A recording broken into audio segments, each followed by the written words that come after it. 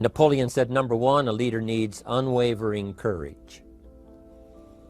And I don't know if I totally agree with the unwavering part of this or not, because sometimes our courage does waver a little. You know, bend but not break. You know, courage mounts up, and then sometimes we have the doubts that creep in, and we reach a little deeper to find that courage that overcomes our doubts and our fears. So I would probably debate a little bit with Napoleon on this unwavering courage, because sometimes courage does waver. But as long as it stays, as long as in the end there it is to serve you, the courage to do what you didn't think you could do, the courage to step into territory that might be a little unfamiliar, the courage to talk to somebody you don't know, the courage to attempt conducting a meeting, the courage to give your first testimonial, the courage to, you know, solve problems you couldn't solve before, that kind of courage. The courage to stand up when it's sort of dark in your corner, the courage to do it when it isn't going your way, seemingly. The courage to try to have a good day in the midst of a bad day, that kind of courage. Wavering a little at times, yes, because we all have doubts that attack us. We all have small fears that creep in. That is the nature of life. But that's what faith is all about. That's what courage is all about. To serve us when our doubts will not serve us well. Faith to overcome fear, and courage to overcome our doubts. But that is a good quality, a good attribute for a leader, and that's unwavering courage. Second, Napoleon said self-control. That, of course, is the very essence of life itself, is self-control. Because we all have this warfare going on. You know, it's going on in the world, the warfare between liberty and tyranny. In our own body, the warfare between health and illness, the struggle is on. The struggle between light and darkness, the struggle between good and evil. I call it opposites in conflict. And as soon as you're born into the world, as soon as you find yourself and discover yourself on this spinning planet headed somewhere, you know that this exists. To be a civilized society, we must drive the dark side of our nature into a small corner and let the positive side flourish. Early, we must learn to exercise self-control. Power is a wonderful thing, but it must be exercised properly. It must be exercised to benefit, not to destruction. So self-control is certainly necessary to be a strong leader, so that you can become the best example. The example of having your temper well managed, to having that dark side of your nature under control. The best example of choosing wise words and not being careless, that kind of control. Control of your appetite, control of your desires, so that they fit into the positive side of life and not the negative side.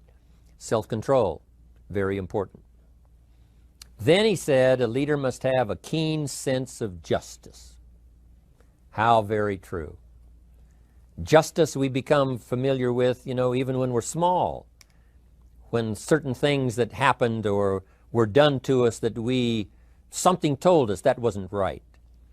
Someone did us wrong. We have that sense of right and wrong, and it starts very early.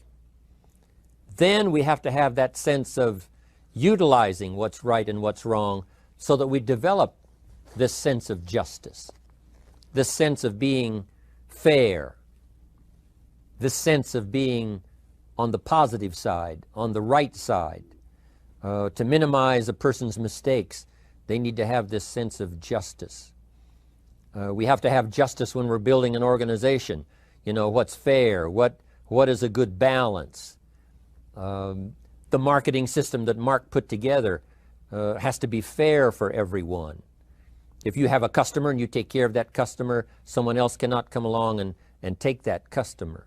The same is true with the distributor. Certain rules and regulations, so that all of us have a chance to fit within this framework of fairness, justice, and what's right.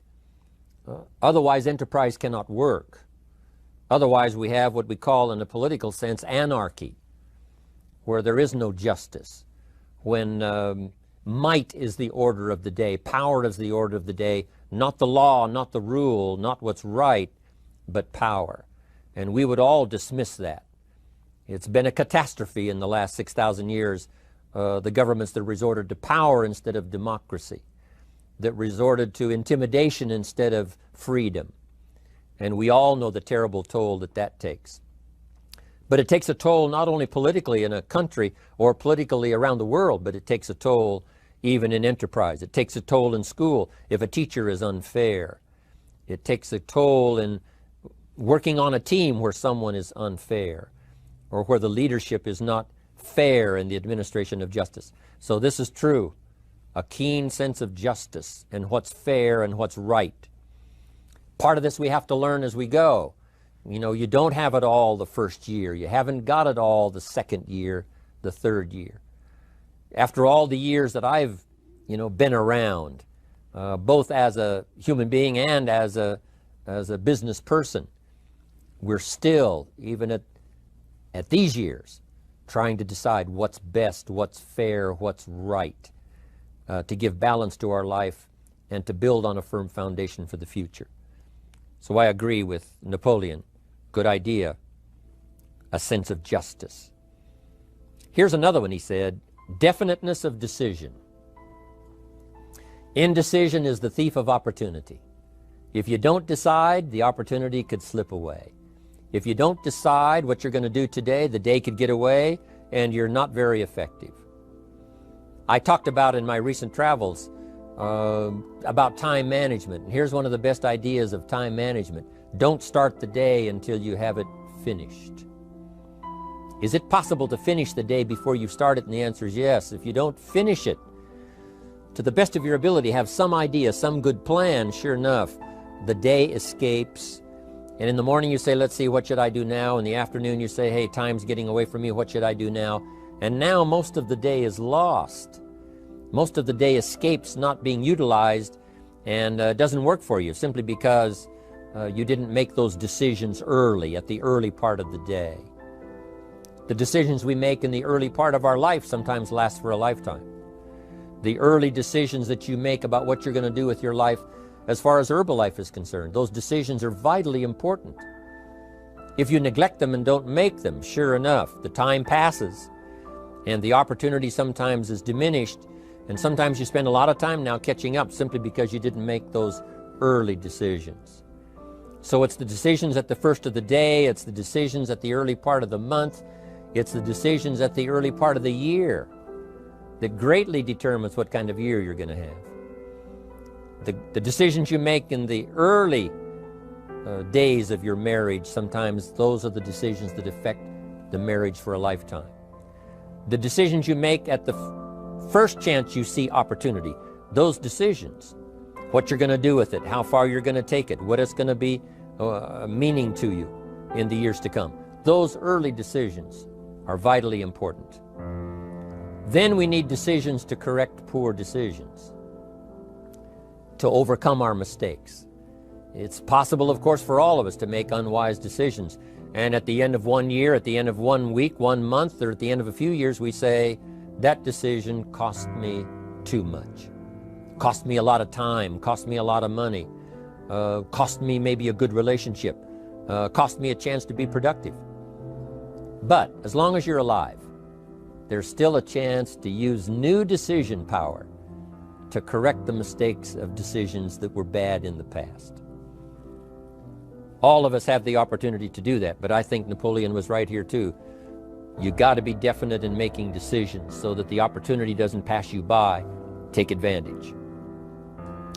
Here's the next one. Napoleon Hill said, a good leader has definite plans. How important that is. And of all the years, I think, to cash in on Herbalife's momentum and make some plans for the future, this has got to be one of the greatest years. Herbalife in these 18 years now has created some incredible momentum, not only in opening up the countries, but momentum in the refinement of our marketing, momentum in developing new products, momentum in developing our support system. The key is now for you to make plans to ride on that momentum. Herbalife is like the tide that comes in, and the rising tide lifts all the ships if they're in the water. If your ship and your boat is not in the water, even though the tide comes in that would lift all the ships, if yours is not in the water, then it doesn't benefit you. So here's what you should do. Have the same intensity to make your plans for the future as Mark Hughes has. As the President's team, Chairman's Club especially, make the plans for the Herbalife Company future, you've got to now make your plans. Don't let this momentum pass you by. Don't let this momentum go uncashed in on. Don't let it be like a lost cause for you. And maybe you've, because of the lack of plans, have lost a month or two, or you've lost a week or two, or maybe you've lost a year and you were 10% effective instead of 100%. Now's the time to change all that and start making some plans. Your Herbalife plans, they're vitally important. You might as well cash in on the Herbalife plans for world expansion, the Herbalife plans for expansion within your country, the Herbalife plans for the expansion of the business, the incentives. Cash in on that, capture that, and say, I've got to have some plans that match Herbalife. Not necessarily match Herbalife in numbers, but that can match Herbalife in momentum, that can match Herbalife in cashing in on the opportunity, your plans for Herbalife expansion.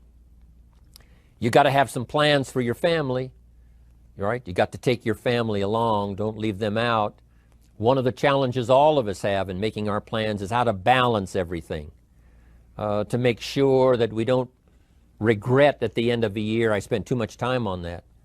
I spent too much money. And then if you have, say, how can I not do that again? And construct some better plans so that you won't have any regrets at the end of a year to come, 5 years to come, 3 or 4, 5 years to come. Definite plans. The plans for the use of your money.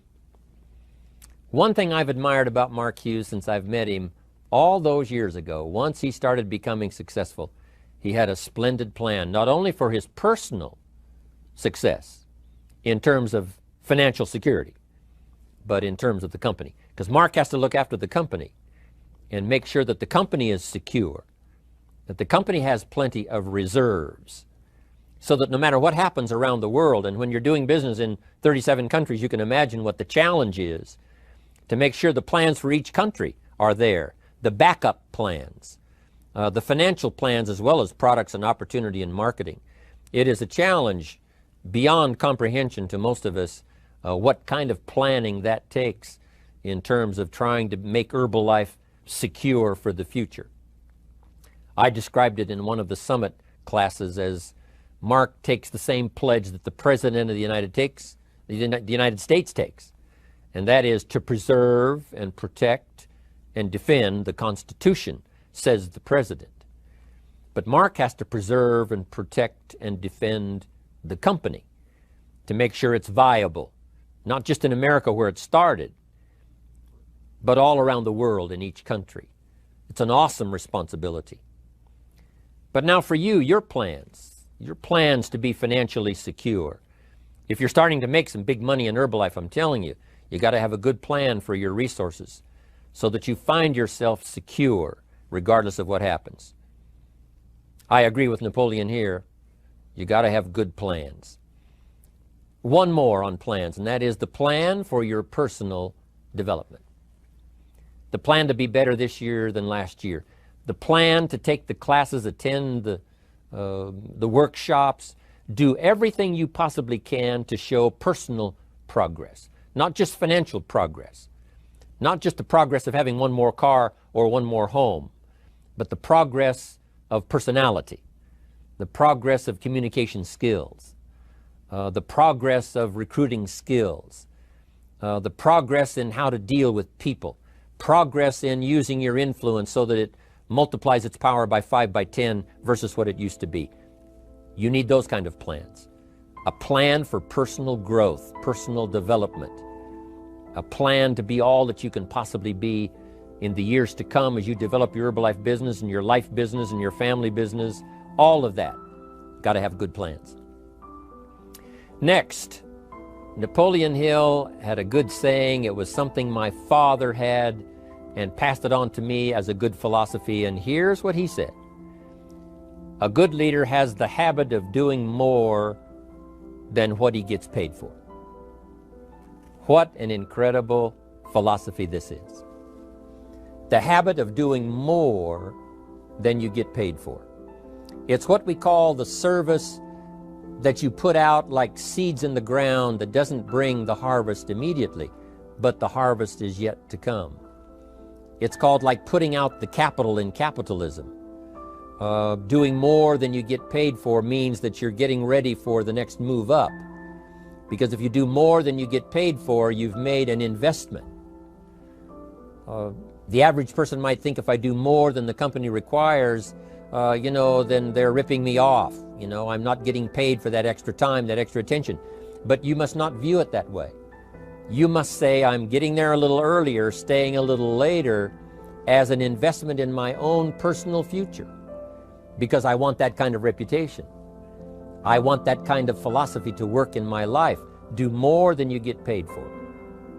And this philosophy works incredibly well in Herbalife. You make the Herbalife sale of the Herbalife products. Now you must do more than you've gotten paid for. Right? They've got the product, you've got the money. But you can't stop your investment there. Now you must develop the investment in time, effort, and energy in turning that new customer into a testimonial. And sometimes that's the most difficult work, the work after the sale. Because the sale might be fairly easy. Someone says, hey, I've been looking for this product, I need it, here's my money. But now you've got to stay with them, make sure they don't just buy the product, but that they use the product. And that they don't just use the product, they keep using the product. That's the work after the sale. But if you learn to make that kind of an investment and do more than you get immediately paid for, the payoff in the future can be fantastic. Because as we all know in Herbalife, what really pays off is not a sale of the product. What really pays off is a testimonial. A testimonial that gives you more sales than you can keep up with. A testimonial that takes you places you could never go by yourself, introduces you to people you'd never see on your own. That kind of investment is so powerful. So you do more than you get paid for up front. It's happened for me, making the investment. When I first started lecturing 36 years ago, I talked to high school classes, college classes, service clubs, and I gave it all away. I went and talked for free. Someone said, Mr. Owen, would you come and do this breakfast talk? I said, sure. Could you do this luncheon talk for this service club? I said, of course. And all of that in the beginning was for free. Primarily because I'd made my fortune, I didn't need the money, but I did it for free, but look what it's made for me by giving that kind of service in those early days. And finally it led to business and led to an enterprise. And I was giving the seminar all those years ago here in Los Angeles, and Mark Hughes was in my audience. So what you don't get paid for, don't worry about that. Just render the service with the vision of the future that it'll come back multiplied if you have this kind of habit, this kind of philosophy. Next, Napoleon Hill talks about personality. You need a pleasing personality. There's many parts to your personality. One is your working personality. The kind of behavior, the kind of attitude that you need, especially in the public. Some things you can kind of get by with, being a little careless, maybe in private, but in public, where it counts so much in your paycheck, it counts so much in building your business for the future, your own personality. But here's what you also must remember. You develop your personality in private so that it serves you well in the public. Sometimes we get the mistaken idea, I can be careless with just these few and be more careful when I have 1,000. But see, that doesn't work that way. Careless with a few, sure enough, that will creep into your presentation for 1,000 people. Here's the best practice, and the Herbalife opportunity in our marketing systems gives you the best chance to do that. The influence you have one-on-one, that's what really counts. You say, well, I'm only talking to 2 people, it doesn't matter much. That's when it really matters. Because if you'll practice well there, using your personality, using your influence, to get someone's attention, to get them to listen, to get them to participate, the kind of personality that someone says, I'd like to be around this person. They're unusual. They're not like the average person I meet on my everyday experience. That kind of personality. But you've got to practice it behind the scenes. You've got to practice it one-on-one. And if you're effective one-on-one, 1-on-3, 1-on-5, I promise you, that will get you ready to now perform with the kind of personality, the kind of charisma that wins people when you're in front of 500 people, 1,000 people, 5,000. So this is a good point, working on your personality. Here's the best gift you can give someone, and that's the gift of attention. Attention is so powerful. When I was a young man, I met Nelson Rockefeller, one of the richest men in America at that time. He's gone now, but he was a unique individual, ran for vice president of the United States. And I had a chance to be where he was holding a press conference. And I got close enough so that when he walked out, I had a chance to step up, right, when security was not all that severe in those days. And I had a chance to put out my hand, shake his hand, and say, Mr. Rockefeller, my name is Jim Rohn. And what I remember most was the attention he gave me. With the lights of the cameras around and everybody all around, he looked right at me and said, Jim Rohn, where are you from? I said, Idaho. He said, I really like Idaho. It's one of my favorite states in all of the country. And for just a few seconds, he gave me his attention, shook my hand. I'll never forget the handshake, right? One of those multi-million-dollar handshakes. But I'll never forget that personal attention he gave me, just for a few seconds. It was powerful. Made an impression on me that's lasted until this day. That's why I remember to tell the story. So, same thing you can learn to do. Utilize your personality, utilize your influence, give people the gift of attention. Here's the rest of my list now as we finish up. Next, Napoleon Hill said a leader needs sympathy and understanding. We have to develop that early in our lives. All of our lives, we have to look at those that are less fortunate than we are. Those who need a helping hand, and especially now we learn to look at those who need an opportunity, those who need a change in their health, those who need a change in their life and in their lifestyle. It's this kind of sympathy and understanding that drove Mark Hughes to construct the company. It took that kind of understanding, that kind of sympathy, that kind of deep emotional feeling. Then Mark understood what it meant to be poor. He understood what it meant not to have. He understood what it meant to be short on finances, on resources. He understood what it meant to lack, a full formal education. He knew all of those lacks. And instead of crying about it, he said, what I will do is change it for myself, and then I'll help other people that have the same challenge. Lack of education, lack of the money, lack of the resources, lack of good health, faced with all kinds of difficulties they can't solve. I'll get mine solved, and then I'll be strong enough and have the skills to where I can help other people. That kind of leadership quality is so powerful. That kind of understanding. Here's the next one. A leader must have, Napoleon said, a mastery of the details. How very true. All can be lost with just a couple of missing details. On the trip to the moon, everything has to work, right? There's several thousand moving parts. There's several thousand pieces to the project of getting to the moon and coming back, and all of them have to work. You can't have 10% of them working, 90% or 80%. They've all got to work. And then there's the backup systems for something if something goes wrong to back it up. That kind of mastery of detail is so vitally important. But here's what else to remember as far as Herbalife is concerned. The drama is in the details. Someone says, I lost 30 pounds. Well, 30 pounds is 30 pounds, but that's not the drama. The drama is, where were you before you found Herbalife? How did you feel? What kind of circumstances? Now someone begins to give us some of the details. And then after they've lost the weight, now how they feel, now their self-confidence has been restored. Now they feel better about themselves. The drama is in the details. But this is also important in the details of your day, the details of your business, the details of good communication. Master the details. Good advice, Napoleon Hill. Now here's the next three. Willingness to assume full responsibility. All of us have been taught that, especially these Herbalife years, to take full 100% responsibility.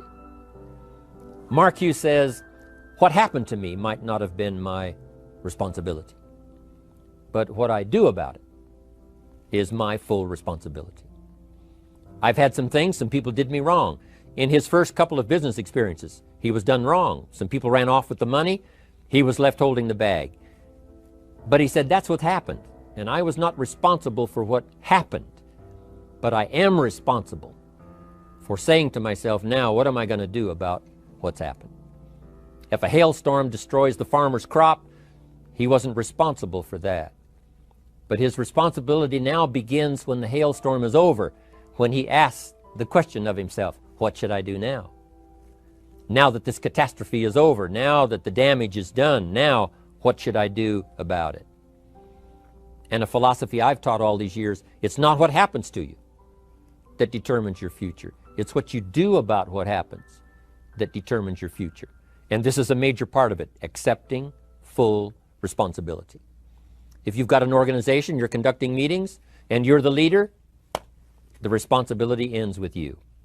Someone else may mess up, make some mistakes, still your responsibility. Some things over which you have no control, understandable. But what you do about it now, how you fix it, the diplomacy you use, the strategy you use, that's the kind of responsibility now that depends on you. Also, you've got to be responsible for your future. Nobody's going to fix it. No one else is going to design it. No one else is going to come along and say, hey, I will make sure it all works well for you. You've got to take all the input, you've got to take all the testimonials, all the teaching, all the training, all the influence, then you've got to have the responsibility of designing your life. You can design a life of prosperity, or you can design a life just to coast and get by. The responsibility belongs to you. Now here's the last two. Next is cooperation. One of the great things we learn in Herbalife is how to cooperate so that we take advantage of each other's ideas, we take advantage of each other's input, we take advantage of each other's enthusiasm, we take advantage of each other's testimonial, and we take advantage of each other's willingness to grow. That kind of cooperation has built Herbalife. In those early days, Mark got the group together. Jerry Shatanovich, Doug Stuntz, the rest, and made some plans to cooperate. Said, no telling what kind of powerful meetings we can have if we work together. No telling how many people we can affect, even right away, if we work together. You do this part, you do this part, I'll do this part, we'll make it work together, and we'll get the ball rolling. There's an ancient phrase that says, if two or three agree, nothing is impossible. If they agree on the same project, if they agree on the same vision, if they agree on how to get there, I'm telling you, nothing is impossible. Nothing can stand in their way. Just two or three. What's exciting about Herbalife is now we have more than two or three. The president's team now is well populated. Even the chairman's club is growing. The millionaire team is awesome in its numbers as well as in its power. And the cooperation between all of us on the tabulator teams, as distributors, home office, support staff, 15th floor, wherever we come from. If we cooperate, there's nothing we can't do. There isn't anyone we can't touch. There is no country we can't finally get to with this incredible story. Cooperation. That's why I'm here, wanting to do my part, HBN, send out some ideas, give you some notes to take, something to think about and ponder, something to talk about with the people that you associate with and are building your business. That kind of cooperation is going to make this a powerful year. It'll get us to the 2 billion, 3 billion, 5 billion. But it'll get us to much more than just those numbers. It'll get us to a place of honor, respect, prestige,